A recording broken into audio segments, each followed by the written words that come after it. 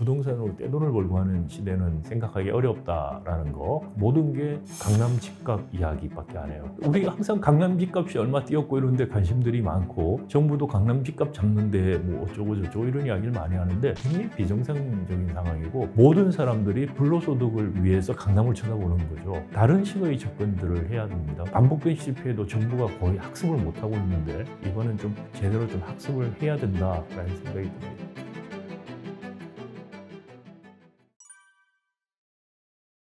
부동산이 우리가 굉장히 좋았죠. 좋았다가 지금 그 거품들이 이제 꺼지고 있는 상황이라고 기본적으로 볼 수가 있습니다. 부동산이 굉장히 좋았던 건 우리나라만의 현상은 아닙니다. 2008년 금융위기 이후에 전 세계적으로 저금리 그리고 양적 완화를 하면서 돈이 굉장히 많이 풀렸습니다. 이 돈들이 주로 부동산이나 주식 쪽으로 많이 갔다고들 생각을 하는데요. 그래서 전 세계적으로 대도시를 중심으로 이 부동산 가격들, 아파트나 집값, 뭐 건물 가격이 굉장히 많이 올랐습니다. 우리나라 같은 경우에는 이상하게 2008년 양적 완화 전 세계적인 그 부동산 경기 부양들이 좀 늦게 왔어요. 문재인 정부 들어오면서 그 효과가 아주 심하게 나오기 시작하면서 사실 문재인 정부 때 집값이 굉장히 많이 올랐죠. 문재인 정부 때 일종의 정책 실패들도 있었지만 그 이전에 사실 전 세계적으로 부동산 값이 많이 오른 게 박근혜 정부 때는 그다지 우리한테 영향을 안 주다가 그게 문재인 정부쯤 오면서 굉장히 효과들이 막 나타나기 시작한 측면도 있습니다. 그래서 두 가지 정책 실패와 전 세계적인 저금리, 우리도 여전히 이제 저금리 상태였기 때문에 이런 금융적인 요건들 때문에 부동산 가격이 굉장히 많이 올랐다고 볼 수가 있고요. 그런데 이제 미국에서 코로나를 거치면서 사실은 돈도 많이 풀었죠. 그러면서 이제 물가 상승이 본격적으로 일어나면서 금리를 급격하게 올리는 정책들로 돌아갔었죠. 그러면서 부동산 가격들이 많이 지금 떨어지고 있는 상황입니다. 우리도 이제 마찬가지로 금리가 올라가면서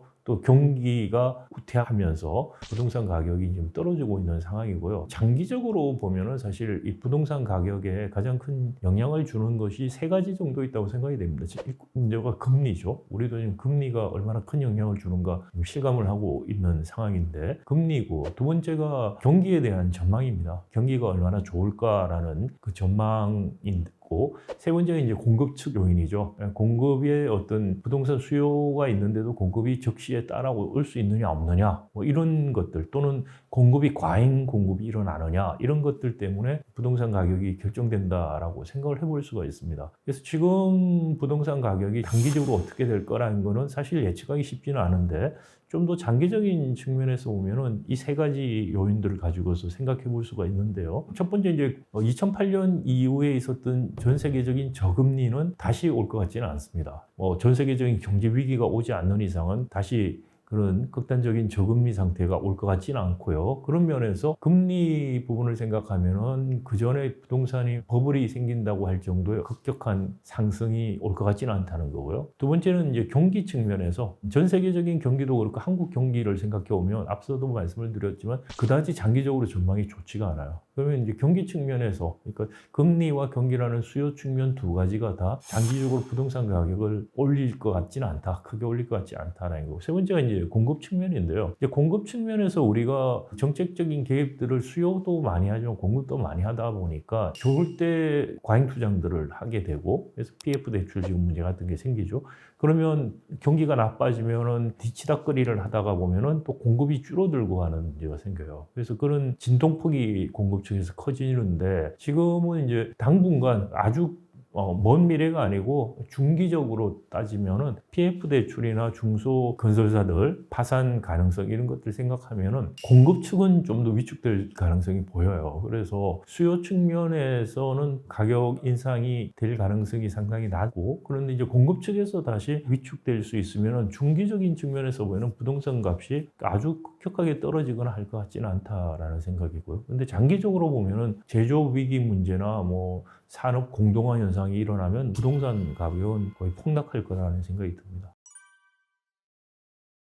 우리가 이제 핵가족들이 되고 하면서 이제 가구 원수가 줄어들죠. 이제 결혼을 안 해도 1인 가구가 늘어나는 거죠. 1인 가구, 2인 가구 이런 식으로 늘다 보면은 인구가 줄거나 또는 늘지가 않는데도 아파트에 대한 수요는 늘어날 수가 있어요. 그렇게 되면 이제 소형 아파트에 대한 수요가 늘어날 것이라고 흔히들 예측을 하는데 일부 또 맞기도 했는데 또 다른 한편에서는 소득 효과 때문에 혼자 살아도 큰 집에 살고 싶어 해요. 소득이 있으면. 그러다 보니까 생각보다 중대형에 대한 선호가 낮아진 건 아니다라는 생각이 들고요. 노인 인구들도 좀 뭐 고령화되고 하면서 자기 집 팔고 이사를 가서 다른 집을 살 수는 있지만 그렇다고 자식하고 지금 같이 사는 건 아니거든요. 다만 이제 더 나이가 고령화 더 진전되면은 이제 실버타운이라든지 이런 쪽으로 갈 수 있기 때문에 아파트를 파는 그런 일들이 일어나겠지만 지금 당장에선 고령 인구들이 빨리 집을 팔거나 할 것 같아 보이지는 않아요. 그리고 또 고령 인구들이 그 집에서 그 영목이지를 통해서 자기 부동산 담보로 해서 일정한 연금 형태 같은 수익을 받을 수 있는 그런 영목이지 상품도 지금 계속 확대가 되고 있기 때문에 그렇게 특별하게 고령화 때문에 부동산 아파트 내놓는 매매 시장의 공급이 확 늘어날 것 같지는 않다라는 거고요. 그다음에 수요 측면에서는 오히려 이런 저출산은 당연히 이제 장기적으로 인구가 주니까 수요가 줄어드는 효과가 있겠지만 결혼을 별로 안 하거나 가족들이 핵가족화되거나 뭐 이런 것들은 오히려 수요를 증가시키는 요인으로 작동할 수 있죠. 지금 12월 말 금융위원회에서 나온 자료를 보면은 지금 우리 PF 대출 잔액이 작년 말 기준으로 136조 정도가 됩니다. 우리가 사실 부동산 PF 대출 문제가 이미 2011년에 한번 터졌었죠. 2010년, 11년에서 이른바 저축은행 사태라고 일어난 거죠. 그 당시에도 이제 부동산이 좋아지면서 이게 PF 대출 통해서 무리하게 이제 공급들을 하기 시작을 하면서 경기가 죽으면서 이제 PF 대출 부실화 가 일어났던 것이죠. 그래서 특히 이제 저축은행들이 그 당시에 줄도산을 하는 일들이 벌어져서 예금보험공사에서 거의 한 27조 원을 투입해서 저축은행 구조조정을 했습니다. 그 이후에 한 반 정도를 예보해서 회수했고 결국은 한 14조 정도 돈이 재정이 들어갔어요. 저축은행 PF 대출 문제 때문에. 그리고 이때 은행들도 사실 굉장히 PF 대출에 많이 물렸었거든요. 그래서 좀 구조조정들을 하고 있었는데 이 경험 때문에 이번에 부동산 붐이 왔을 때 은행들은 PF 대출에 굉장히 소극적으로 빠졌어요. 그래서 은행 대신에 이제 적극적으로 뛰어든 데가 증권입니다. 증권이고 저축은행, 그다음 여신 전문 이 세 곳인데 액수로 보면은 사실 여전이라고 하는 여신 전문 쪽이 굉장히 큽니다. 그에 비해서 이제 증권이나 저축은행은 뭐 7조 8천억, 9조 6천억 정도의 PF 대출 잔액이 2023년 말에 있어요. 근데 연체율은 증권이 압도적으로 높습니다. 13.7% 정도 되고요. 그다음에 이제 저축은행이 거의 7%, 그리고 여신 전문이 한 4.65% 이렇게 돼 있기 때문에 이 세 곳이 이제 제일 PF 대출 관련해서 지켜봐야 될 부분인데 그럼에도 불구하고 2010년도, 11년도에 있었던 PF 대출 문제로 생겼던 저축은행 줄도산 사건 같이 그렇게 일어날 가능성은 상대적으로 더 낮다라고 생각은 돼요. 그리고 은행들이 크게 안 물려있기 때문에 이게 저축은행이나 증권에 문제가 있다고 하더라도 금융 전반적인 위기로 올 것 같지는 않다라는 생각이 들고요. 다만 이렇게 되면 역시 또 공적 자금이 투입될 가능성이 굉장히 크다는 겁니다. 2010년에도 말씀드린 것처럼 27조 정도 투입하고 한 14조 정도를 회수를 못했어요. 반 정도를. 근데 이번에도 얼만큼 투입되고 할지 모르겠지만 또 많은 사실 국민의 세금들이 들어가는 거죠. 이런 것들이 반복되고 있다는 건 뭘 의미하냐면은 PF 대출이라든지 이런 금융 대출이 사후적으로 재정을 투입할 수밖에 없는 이런 거라면은 사전 규제가 너무 약하다는 이야기밖에 안 돼요. 그러니까 사전 규제를 더 강화해서 사후에 금융사고가 나면 세금, 국민의 혈세로 사실상 메꿔주는 이런 반복적 행위가 일어나게 해서는 안 된다라는 것이고요. 그게 또 부동산 경기가 좋을 때 너무 부실한 PF 대출이 커지는 것을 막을 수 있는 수단이 되기도 합니다. 이번 계기로 해서 좀 과거에 반복된 실패에도 정부가 거의 학습을 못하고 있는데 이번엔 좀 제대로 좀 학습을 해야 된다라는 생각이 듭니다.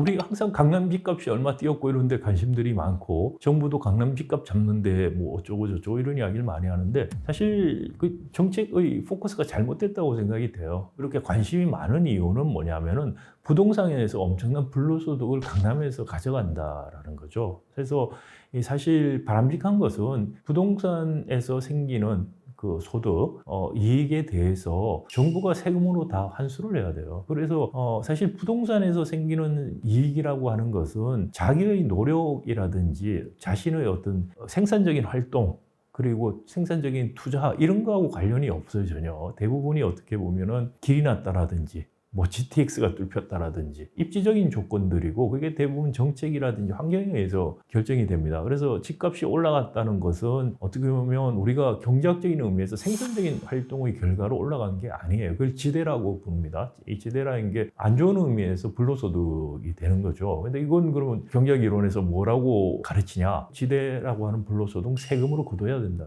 그래야만 투기에 대한 수요가 없어지죠. 그러니까 강남에서 집이 비싼 건 당연해요. 여러 가지 환경적인 여러 가지 조건이 좋기 때문에 누구나 살고 싶어 하고 해서 집값이 비싼 건 당연하고, 그건 자기가 서비스죠. 주거에서 오는 서비스를 누리는 대가로 쓰는 거죠. 그게 이제 정상적인 건데, 문제는 우리는 거기에서 돈을 엄청나게, 어떤 사람은 평생 일해서 버는 것보다 집 한 번 사서 팔고 해서 더 버는 그런 일들이 벌어지다 보니까 모든 사람들이 불로소득을 위해서 강남을 쳐다보는 거죠.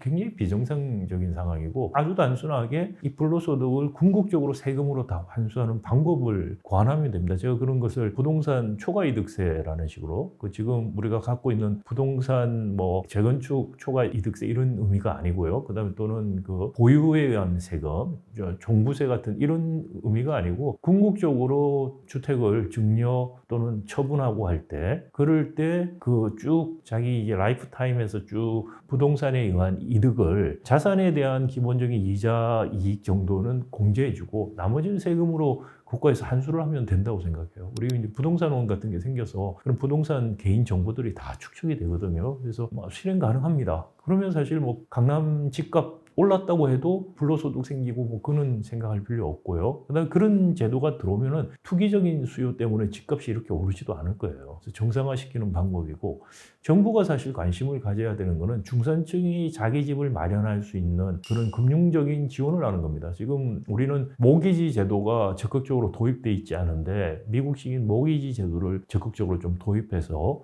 자가 소유할 수 있게 해주는 거. 그다음에 이제 취약계층에 대해서는 공급 정책을 해야 되는 거죠. 취약계층들이 자기 소득에 따라서 낼 수 있는 만큼 돈을 내고 살 수 있는 그런 주택들, 아파트들을 공급해주는, 그러니까 뭐 강남 같은 상류층, 그다음에 중산층, 그다음 취약계층에 대해서 다른 식의 접근들을 해야 됩니다. 근데 우리는 모든 게 강남 집값 이야기밖에 안 해요. 그래서 굉장히 잘못된 식으로 정책들이 이루어지고, 어떻게 보면 취약계층들은 거의 소외되어 있고요. 좀 취약계층이라고 뭐 정책 나오는 게 대부분 우리는 뭐 부자들 아니면 중산층들을 위한 정책이지 정말 취약계층을 위한 정책은 없어요. 그러니까 취약계층들 아파트 지어서 임대 어쩌고 이러는데, 그런 분들도 있지만 더 취약계층에 있는 분들은 고시원에 살고 있어요. 그런 분들은 거의 정책의 사각지대에서 잊혀진 사람처럼 되고 있는데, 이런 취약계층에 있는 분들이 인간다운 생활을 할 수 있는 그런 정책으로 전환이 돼야 된다는 거죠. 부동산으로 돈을 버니까 그런 거죠. 기본적으로.